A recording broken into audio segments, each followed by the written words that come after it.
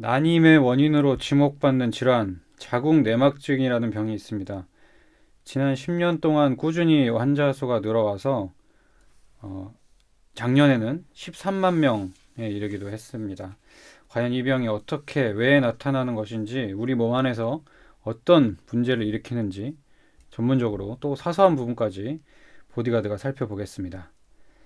우리 여성질환 이야기를 해주실 보디가드 스튜디오에 모셨습니다. 한의학계 프리마돈나 이은 원장님 나오셨습니다. 네, 안녕하세요. 네, 안녕하세요.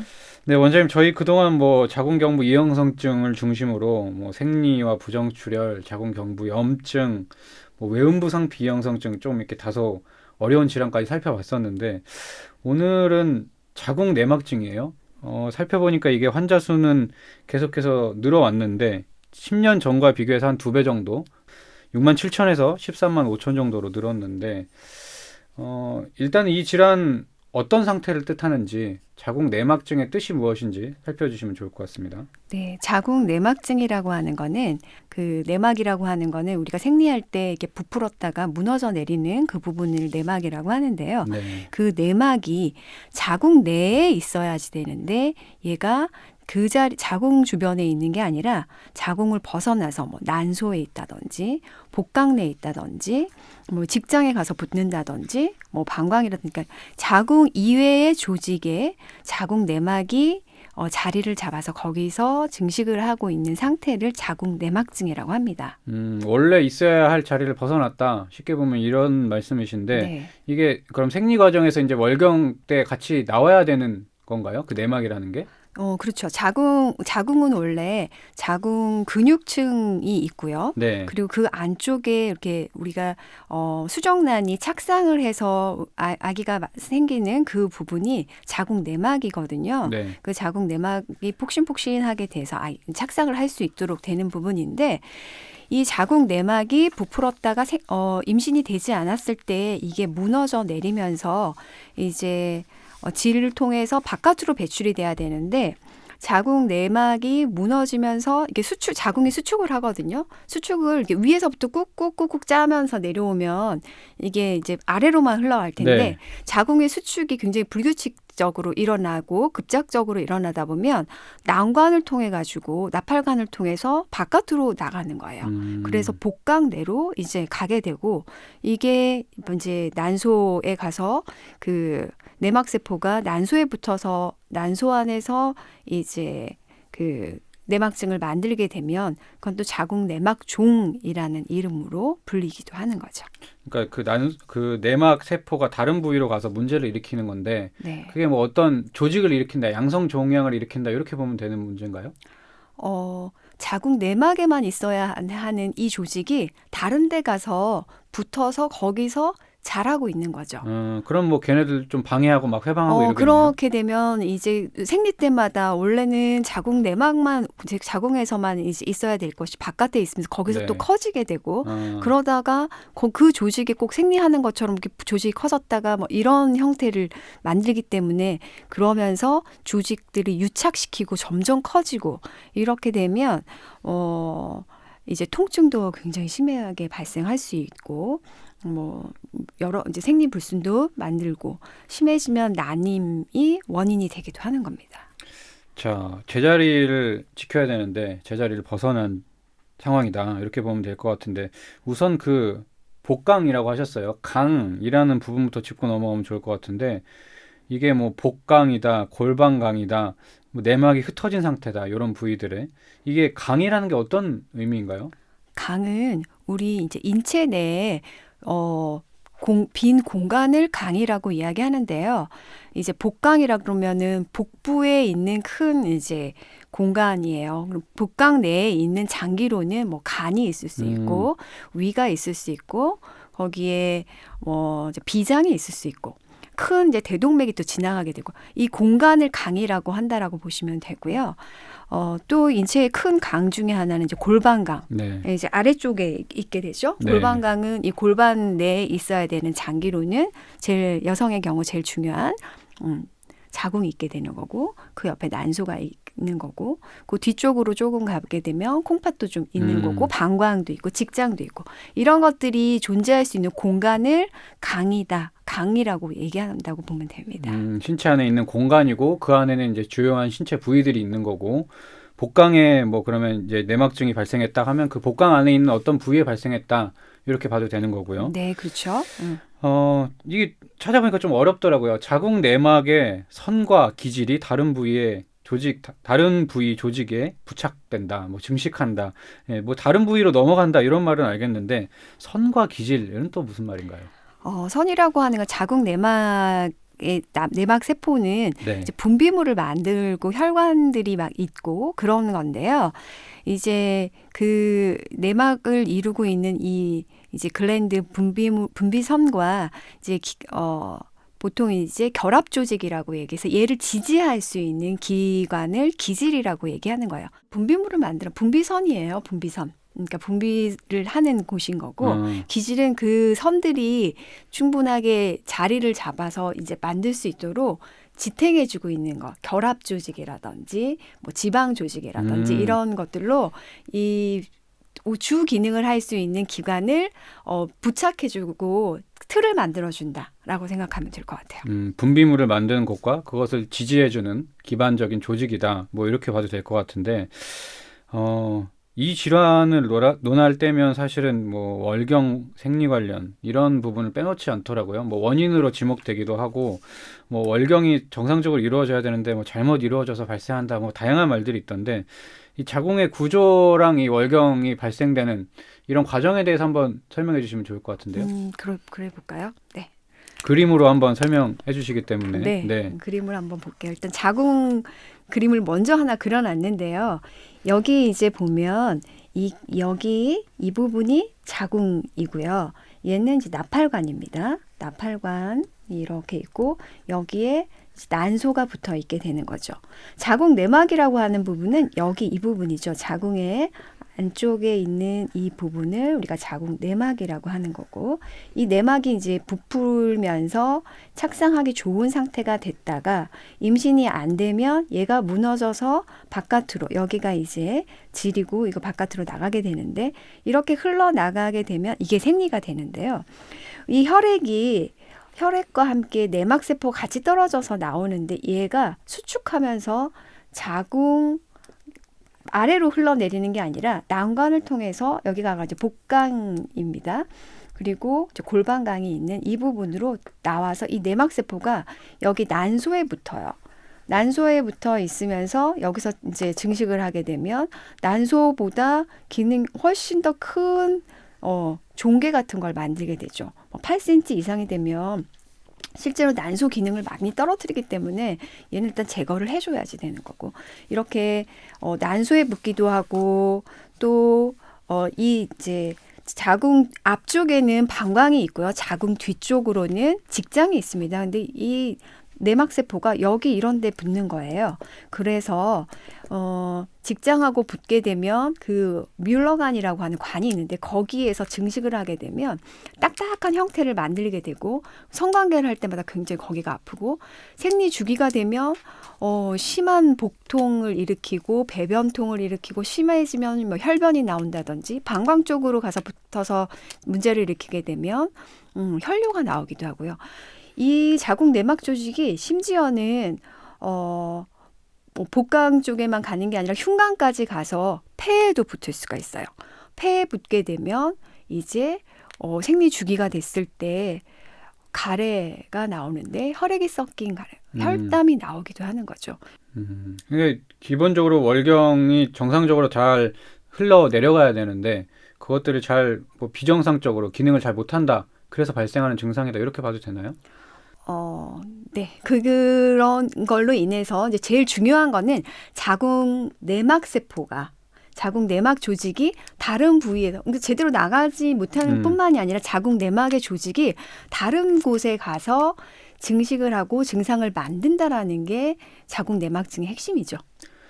네. 그림을 통해서 이제 월경과 자궁 내막증 연관성 그 과정에 대해서 설명을 해주셨는데 이 월경 외에도 다양한 원인이 있다. 예, 사실은 명확한 원인이 없다고 하기도 하고 그래서 여러 가지 뭐 요인들이 지목되기도 하던데 보니까 뭐 유전적으로 뭐 가족력이 있을 수도 있고 면역학적 나올 때면 참 어려운 것 같아요. 면역학적 요인이 있고 뭐 자극에 의한 뭐 복막세포가 뭐 화생성으로 변환한다. 화생이란 말 제가 또 들어본 것 같은데 이형성증 맞아요. 하면서. 이형성증 하면서 화생이라고 하는 거에 대해서 네. 우리가 얘기를 많이 했었죠. 네. 이런 부분들도 한 번씩 짚어주시면 좋을 것 같습니다. 월경은 설명을 해주셨고. 네. 자궁 내막증의 발생 원인은 사실 지금 가설이 일단 세 가지가 있어요. 네.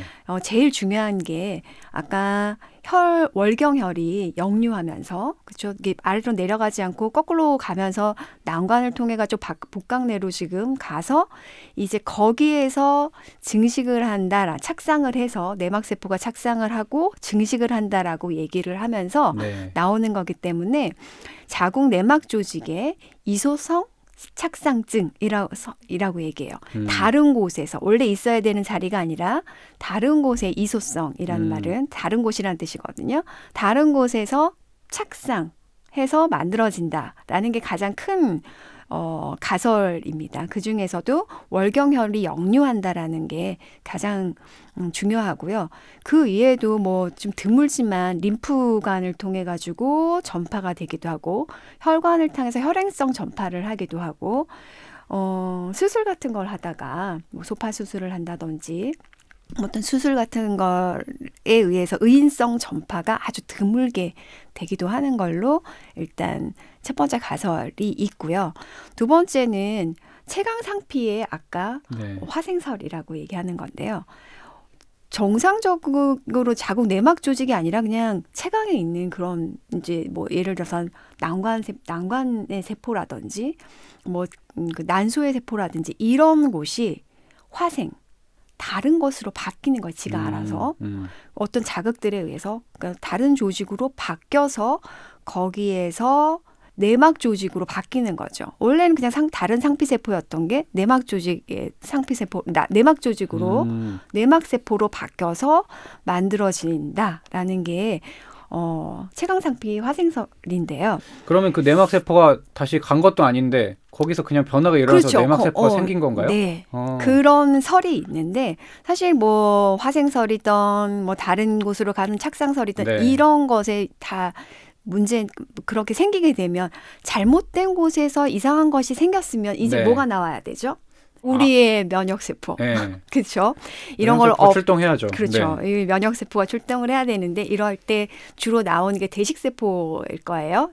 나쁜 놈들을 잡아먹는 NK셀도 여기 가서 우리 몸에서 뭔가 제대로 되지 않고 이상한 모습이 돼 있다 그러면 NK셀도 지금 가서 이제 그런 것들을 없애는 역할을 해야 되는데 원인은 잘 모르지만 어쨌든 면역적인 그 기능이 떨어져 있으면서 제대로 역할을 못하는 거죠. 대식세포들이 잘못 만들어진 그런 내막세포들을 빨리 없애야 되는데 엉뚱한 곳에 있으니까 그거를 제대로 없애지 못하다 보니 이제 증상이 발생할 수 있다라고 되는 거죠.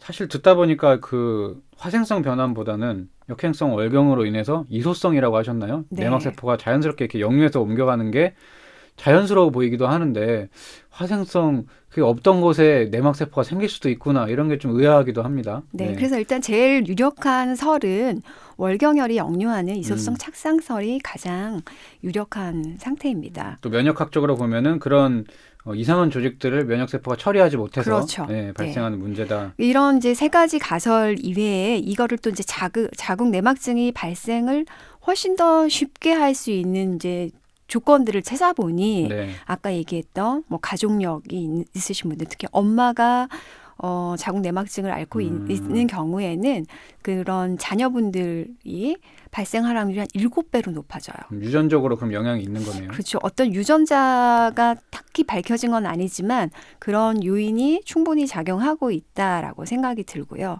또 그 위에도 이제 월경 기간이 굉장히 긴 경우 그러면 아무래도 어떻게 되겠어요? 역류할 가능성이 훨씬 더 그렇겠죠. 높아지겠고 월경 기간 주기가 굉장히 짧은 경우 그러니까 예를 들어서 뭐 30일에 한 번씩 해야 되는 상황이 아니라 한 20일 만에 한 번씩 하게 되면 생리를 자주 하다 보니 얘가 또 월경혈이 역류할 가능성도 또 높아지고 또 하나 월경 양이 굉장히 많은 경우 이런 식의 그 호르몬 영향에 의해서 이 월경혈이 역류하고 이제 거기서 착상해서 나타날 수 있는 그런 요 조건들이 조금 많아지는 요인들에 의해서 좀 더 자궁 내막증 발생 확률이 높아지는 것 같습니다. 유력한 그 발생 경로가 역행성 월경이라는 건데 그 역행성 월경을 만드는 그런 환경적인 또 요소들이 있군요. 뭐 양이 많아진다던가 또 주기가 짧으면 더 많이 하게 되니까 아무래도 그렇죠. 생리를. 그리고 네. 생리를 또 초경을 굉장히 또 빨리 한다든지 음, 뭐 이런 그리고 것들이죠. 생리를 한번 할 때 또 긴 기간 동안 한다던가. 네, 네. 양이 굉장히 많다든지. 어쨌든 여성 아, 호르몬에 의해서 이 호르몬 불균형 때문에 생리 양 자체가 많고 뭐 자주 하고 또 기간도 길고 그러면 아무래도 월경혈이 역류할 가능성이 높아지는 거죠. 그러면 이게 의료기관에서 내막증을 진단받기 전에 사실 환자가 인지할 수 있는 증상이 있다면 또 빨리 체크하고 빨리 예방하고 치료할 수 있을 것 같은데 살펴보다 보니까 생리통을 겪는 사례가 흔하다. 근데 사실 이게 생리통이라는 게 자궁 내막증이라는 질환에 특정된 그런 뭐 예후다, 증세다 이렇게 보기는 좀 어렵지 않나요? 그렇죠. 근데 일단 자궁 내막증에 있어서 특징적인 통증 양상이 좀 달라요. 어떻게 나타나냐면 굉장히 찌르는 듯한 통증이고 음, 뭐 칼로 베는 듯한 통증, 관상통과 같은 굉장히 극심한 통증을 일으키는 경우가 굉장히 많아서 특히 이 월경통이 20, 30대에 많이 갑자기 발생을 초경 때는 별로 있지 않았는데 한 네. 20대에서 20, 30대에서 발생했다고 하면 자궁 내막증의 가능성이 일단 조금 높은 편이고요. 자궁 성근증이나 자궁 근종들도 사실 월경통을 일으킬 수 있는데 그건 보통 뭐 이제 좀 한 40대 정도에서 일단 생각을 좀 더 많이 더 나타나고요. 젊은 여성들에 있어서 극심한 생리통이 발생을 했다. 특히 찌르는 통증이고 뭐 네. 칼로 베는 것 같은 통증이고 이런 통증들이 발생했을 때 일단 우선적으로 생각할 수 있는 게 자궁 내막증이라고 볼 수 있습니다. 이게 내막증에도 이제 뭐 종류, 그러니까 내막 세포가 어느 쪽으로 이제 옮겨가냐에 따라서 뭐 생식기계, 뭐 소화기계, 비뇨기계 이렇게 나뉘기도 하는 것 같고 그런 증상은 말씀해주신 대로 이제 정말 찌르듯이 칼로 베듯이 아픈 그 상상이 저는 잘 안 돼서 네, 어느 정도의 통증일까 네, 감히 또 짐작만 해보는데 네, 보통의 일반적으로 우리가 원발성 생리통의 경우는 네, 그냥 일반적인 진통제, 그러니까 원발성이라는 건 특별한 이유가 없는 겁니다. 그런 경우에는 그냥 진통제를 보통 먹게 되면 네, 통증이 일단 제어가 되는데요.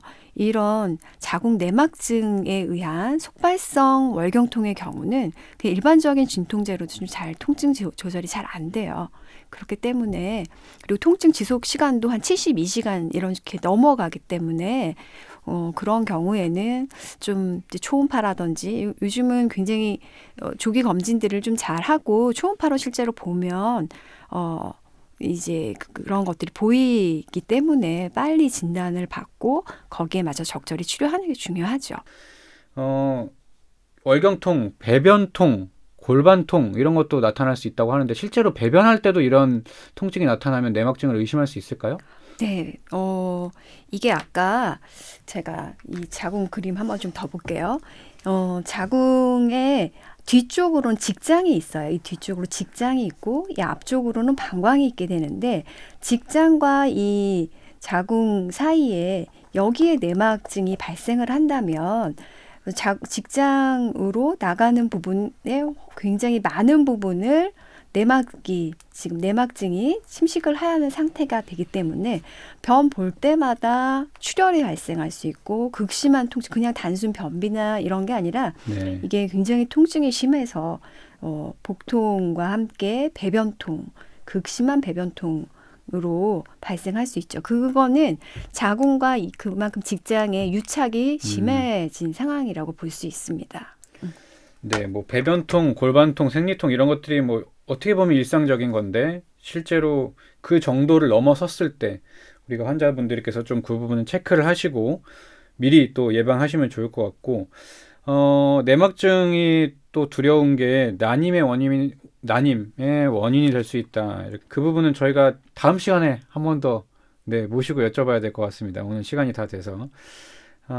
오늘은 자궁내막증 여기까지 살펴봤는데 실제로 이형성증 치료하시니까 자궁내막증을 뭐 함께 앓았거나 앓고 있거나 뭐 이런 분들도 보셨나요? 네, 굉장히 많습니다. 젊은 여성들 같은 경우 20, 30대 여성들에 있어서 자궁내막증 수술을 뭐 했어요라고 하는 환자들이 제가 치료한 환자 중에 한 열에 한 명꼴 정도로 굉장히 높은 비율이죠. 그 정도로 많은 환자분들이 자궁내막증 때문에 수술을 하고 오시는 경우가 많고요. 자궁내막증을 제거를 위해서 수술을 한 이후에도 재발률이 굉장히 높아요. 네. 또 생길 수 있고 이 생리를 하는 한 월경혈이 그렇죠. 역류하고 네. 이런 상황은 계속 그대로 있기 때문에 재발을 굉장히 잘해서 1년 안에 재발할 확률이 뭐 또 절반 정도 된다라는 얘기도 있는데 그래서 그 자궁내막증 수술을 몇 번씩 하는 상태에서 자궁경부 이형성증 진단을 받고 오시는 분들도 계시죠. 같이 다 치료를 해야 되는데 주력은 일단 자궁경부 이형성증에 포커스가 맞춰져 있고 내원 치료를 받으면서 자궁내막증 증상이 훨씬 더 호전돼서 통증도 일단 좀 줄어든 경우도 있었고 실제로 자궁내막종 아까 자궁내막종이라고 하는 건 난소에 생기는 네. 자궁내막증인데요. 이게 크기가 좀 커져서 수술이 필요한 환자가 있었는데 치료를 하고 이제 자궁경부 이형성증 치료를 위주로 네. 치료를 했던 환자인데 다음번 이제 6개월 뒤에 가서 검사했을 때 내막종이 사라져서 수술을 하지 않았던 경우도 있었습니다. 그게 결국엔 또 면역학적 요인도 작용하는 거고, 네, 그 치료 과정에서 면역이 좋아지면서 자궁 환경이 개선되는 부분이 있기 그렇죠. 때문에. 네.